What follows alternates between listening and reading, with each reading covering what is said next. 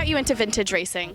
I've been racing for years on and off, and I started restoring vintage bikes just for fun, for the fun of it.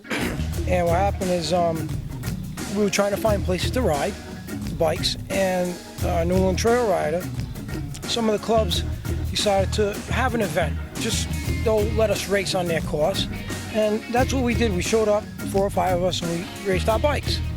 And it becomes kind of like an addiction. What got you into vintage racing? Just my love for anything old and my love for motorcycles. You combine the two together and you can't ask for better, if you ask me. There was no vintage racing within New England for this kind of racing in the woods, and you know, that's kind of like the heart and soul of me is vintage racing and woods racing. So we just kind of took the need for that and put this series together about 3 years ago, and it's grown tremendously, about 75% bigger than it was 3 years ago. How did you get involved in vintage racing? Well, like a lot of the guys who race this series, I'm old enough that I raced these bikes when they were actually new.